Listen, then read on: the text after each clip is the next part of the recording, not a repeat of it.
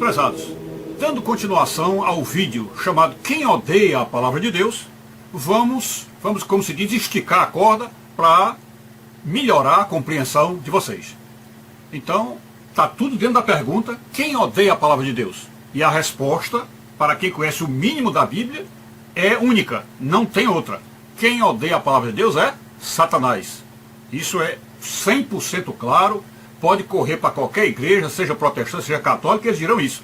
Creio que até mesmo entre os árabes ou entre os muçulmanos a resposta é essa.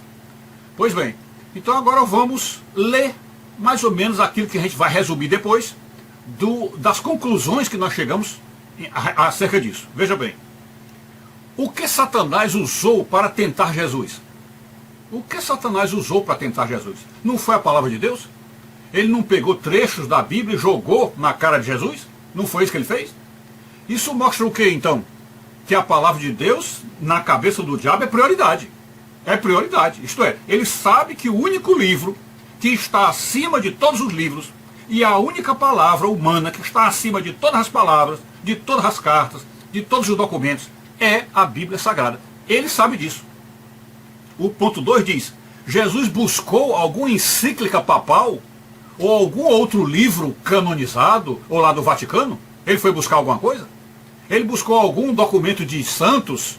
Alguma coisa escrita por Santo Agostinho? Por São Tomás de Aquino? De maneira nenhuma.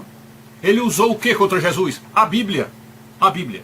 Então, neste conflito, é o conflito cósmico, o conflito criacional, a grande batalha do bem e do mal, o que está no meio como pivô, servindo de pivô nesse conflito, é a palavra de Deus. Jesus de um lado, com o conhecimento completo da Bíblia, Satanás do outro, que conhece também muito bem a Bíblia, e a Bíblia no meio e sendo confrontada direto por esses dois seres super poderosos e Deus muito mais poderoso do que Satanás. Mas Satanás, sabendo disso, coloca a palavra de Deus contra o próprio Deus. Ok? Então está aí para mostrar para vocês a hegemonia, a soberania da palavra de Deus.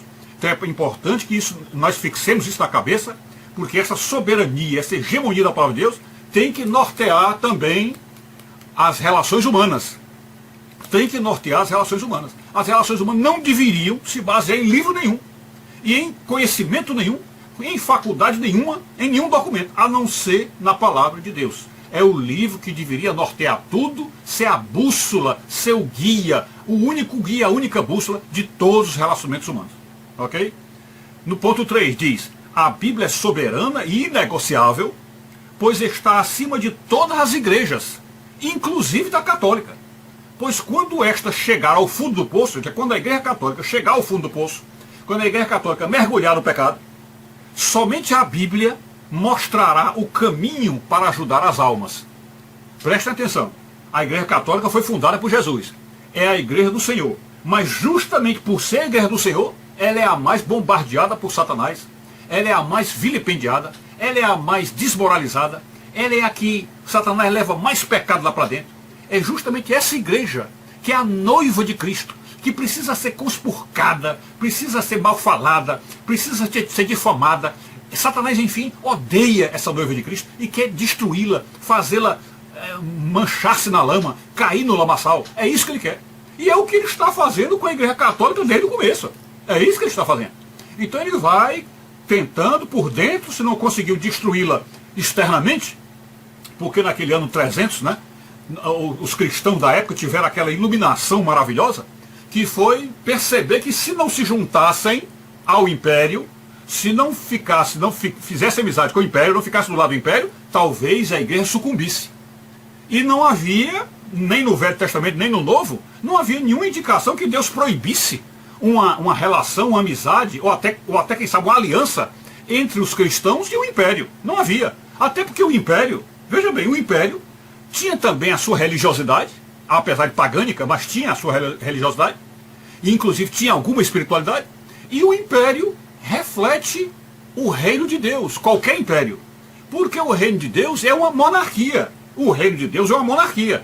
Então os reinos de antigamente refletiam o céu. Tanto é que quando Herodes, os chefões, perguntaram a Jesus, tu és rei? Tu és rei? Jesus respondeu, meu reino não é deste mundo. Portanto, Há um reino lá em cima. Há os reinos da terra e um reino lá em cima. Portanto, a terra aqui naquela época vigorava a monarquia e no céu ainda vigora a monarquia.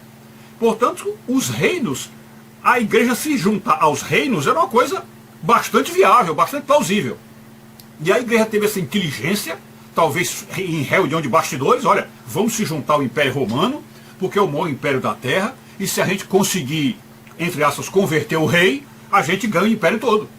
E aí, como eles não tinham condições de chegar no rei e pregar para o rei, que certamente seriam mortos, o próprio Deus se intrometeu na jogada e numa batalha apareceu no céu, no sinal do céu, para a conversão do rei, conversão de Constantino. E a partir dali, então, a igreja deslancha, a igreja, então, vive soberana e vai varando os anos, varando os séculos, né? Mas é claro que o inimigo continuava bombardeando a igreja e fazendo a igreja mergulhar nos seus pecados. Isso aí é uma igreja feita de seres humanos. E fatalmente isso ocorreria. Mas a raiz dela, que está lá no capítulo, no Evangelho segundo São Mateus, se não me engano, capítulo 16, se não me engano, onde naquela passagem onde Jesus diz, tu és Pedro, e sobre esta pedra eu edificarei a minha igreja. A pedra, portanto, a fé de Pedro, a fé de Pedro e Jesus. Então, sobre esta pedra a igreja está edificada, e sobre esta pedra a igreja é indestrutível.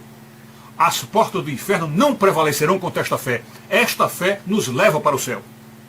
Pois bem, então, depois disso, depois do episódio de Constantino, a igreja também foi marchando e vitoriosa nos aspectos e derrotada nos outros. Ou seja, santa e pecadora, e chegamos até a época de Lutero. Ok? Então, a partir da época de Lutero, que a igreja foi dividida, uma parte continuou com o reino, isto é, com a monarquia, com a hierarquia vertical, que é a hierarquia do Papa, ou regime papal. A outra parte ficou descabeçada, sem um líder, porém com a palavra de Deus como base para se fazer as igrejas. As igrejas foram feitas com base na palavra de Deus, embora com interpretações erradas, mas foram feitas assim. Então, chegando na grande tribulação, na época do fim do mundo, o que é que prevalece? Quando a igreja do Senhor, a igreja de Cristo, a igreja de Nossa Senhora, a igreja que foi fundada em São Pedro, quando essa igreja naufragar no pecado, ao ponto do seu próprio líder ser alguém que não merece confiança, quando chegar esse momento, que as ovelhas ficarem se entreolhando por um lado e para o outro, sem saber a quem seguir, porque o próprio Papa estará completamente herege, completamente deslocado, pregando coisas contra os 2000 anos de história da igreja, esse povo vai ter que segurança? Qual é o rumo? Qual é a bússola? Qual é o guia? Só tem uma coisa, é a Bíblia. Só tem a Bíblia. Porque não adianta olhar para trás nas cartas dos papas, nas encíclicas, nos documentos papais e nos livros dos santos católicos, porque ali não está a verdade. Todos eles escreveram sobre a verdade, interpretaram a Escritura Sagrada. Portanto, a verdade está na Bíblia. Então a Bíblia seria o último bastião para salvar as pessoas. Ok? Então, e no quarto, então ele diz, no terceiro ele diz, somente a Bíblia mostrará o caminho para ajudar as almas. Somente a Bíblia mostrará o caminho para ajudar as almas. Somente a Bíblia. Nenhum outro livro, nenhum documento papal, nada. No quarto diz, quando qualquer pessoa diz que não leu a Bíblia, ou simplesmente não quer ouvir a Bíblia, pode-se inferir que ela está apresentando o mesmo ódio que Satanás tem contra a palavra de Deus. Então, quando alguém diz que não quer ouvir a Bíblia, quando a pessoa diz que não leu a Bíblia, que não quer ouvir a Bíblia, ela está demonstrando o mesmo ódio à palavra de Deus que Satanás tem. Isso é o que fecha com chave de ouro a questão, para que nós entendamos que neste mundo a batalha que existe, a guerra entre o bem e o mal, é feita entre aqueles que conhecem a Bíblia e os que não conhecem. Mesmo que os que conheçam a interpretam errado, é muito melhor ter alguém que conhece a Bíblia interpretando errado do que o que não conhece de jeito nenhum. Ok? Porque o que não conhece de jeito nenhum será levado por qualquer vento de doutrina, será levado por doutrinas de demônios, será levado por aí a qualquer vento de doutrina e acabará desembocando aí numa igreja como a Testemunha de Jeová, ou como os Mormons, ou quem sabe até coisa pior, caindo por aí em macumba e outras coisas. Então é muito melhor que você ouça a Bíblia, mesmo que venha, digamos, de um protestante, do que você ficar sem Bíblia nenhuma. E sem querer ouvir Bíblia e sem ler Bíblia. Então isso está dando para nós um norte, um rumo, e todo o cristão tem que ter a Bíblia, porque é o livro que vai nortear o nosso discipulado, a vida cristã, na grande tribulação. Na grande tribulação não vai adiantar ouvir padres, não vai adiantar ouvir pastores, é você, com o seu estudo bíblico, com o seu conhecimento bíblico, com a sua memória bíblica, para poder você escapar das ciladas e dos dardos inflamados do maligno, ok? Então é isso. Esse é um segundo resumo, vamos ver se ainda faremos alguma coisa, mas basicamente o que nós temos que falar é isso aí.